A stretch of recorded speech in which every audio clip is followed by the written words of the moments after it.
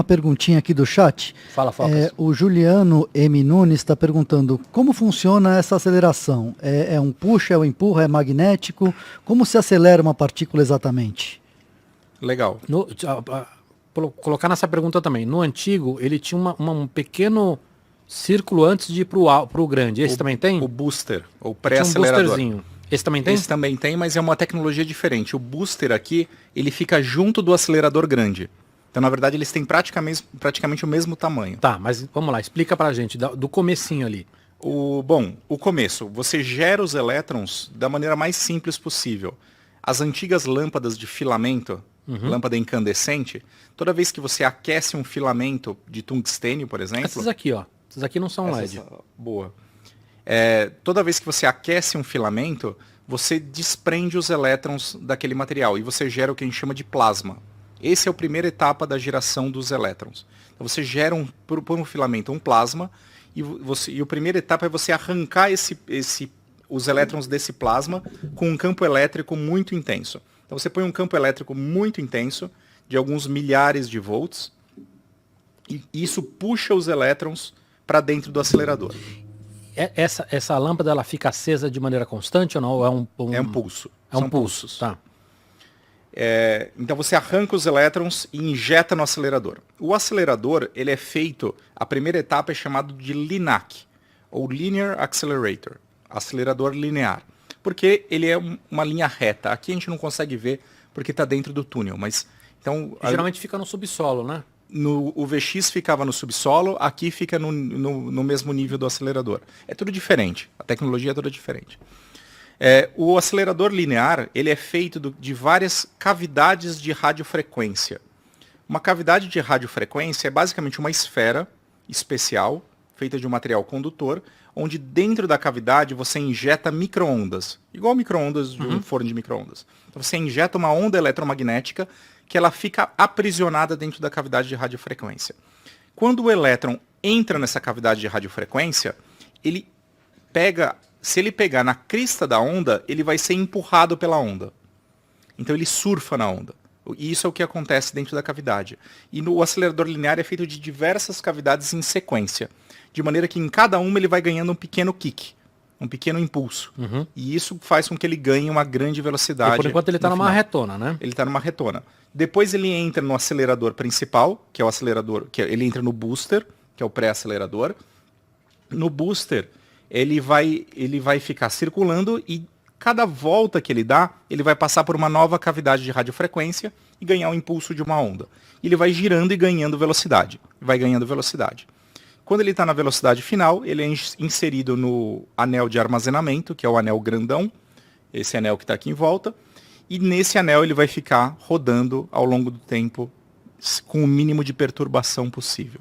Esse é o básico. Então, o princípio básico de aceleração é cavidade de radiofrequência e micro-ondas acelerando os elétrons. Tá, mas então, para responder a pergunta dele, se puxa e empurra, no começo puxa, no final empurra, é isso?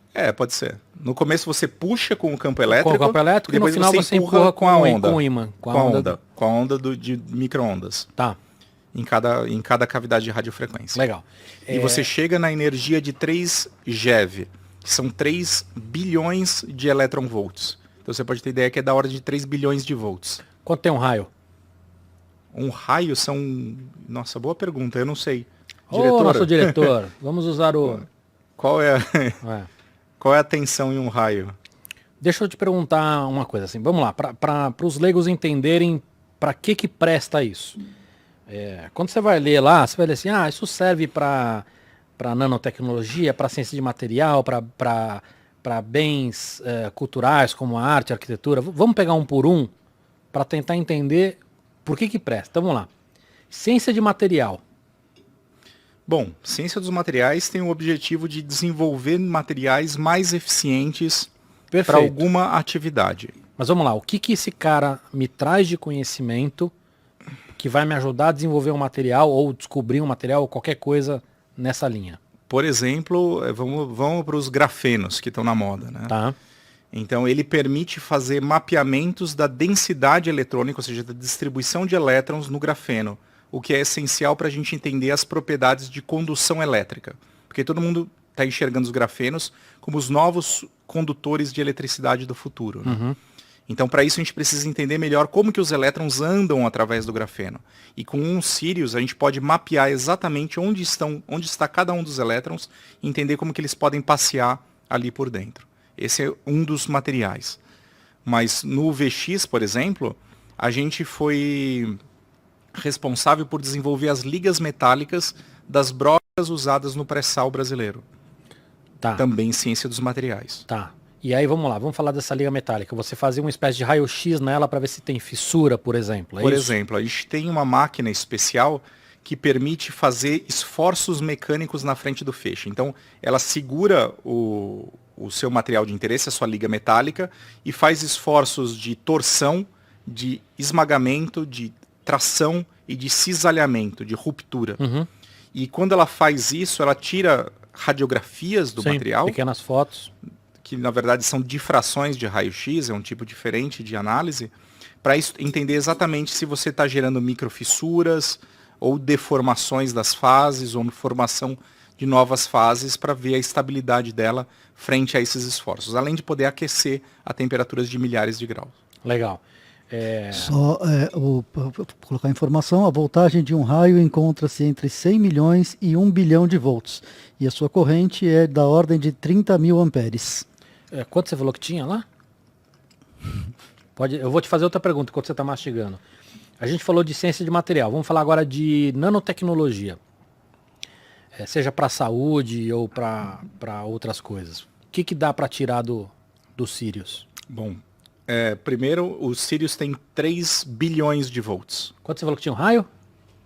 Minha memória tem entre 100 milhões e 1 bilhão de volts. Ou seja, seria 3 vezes mais forte do que o raio mais forte, é isso? Só que tem que lembrar que a corrente no Sirius é muito mais baixa que Sim, isso. não tem a amperagem que você tem no... Não tem a amperagem de um raio. Legal. Nanotecnologia. Nanotecnologia em especial... Se bem que você já falou do grafeno ali, já dá para ter uma ideia de... Já dá para... É nanotecnologia também, mas uma das áreas que se estuda muito é a produção de nanopartículas, né? E nanopartículas podem ser usadas para muitas coisas, para carregamento de fármacos, então, ou seja, para transportar remédios para o interior de células através dessas nanopartículas, para catálise. Ou seja, para desenvolvimento de novos medicamentos. Desenvolvimento de novos medicamentos, para catálise, no sentido de transformar, por exemplo, etanol em outros hidrocarbonetos mais úteis, em plásticos ou em hidrogênio, que é um combustível limpo, a partir de nanopartículas. Então, nanopartículas têm uma infinidade de funções. Mas para a gente ter a função necessária, a gente precisa conhecer muito bem a composição química, o tamanho e a forma dessas nanopartículas, além de outras propriedades íntimas que a gente precisa tirar. E isso a gente pode enxergar no Sirius, porque o que ele é no final, em grande parte, é um super microscópio para entender o material em nível atômico. Legal. E acho que entra também a resposta das artes, né, de bens culturais, de arqueologia ou paleontologia, ou seja, pegar coisas para a gente poder examinar que às vezes você não vai poder abrir para não estragar. Uma das vantagens de usar o raio-x é que ele é minimamente destrutível, se não totalmente não destrutivo. Então permite enxergar o interior de materiais sem ter que abrir eles.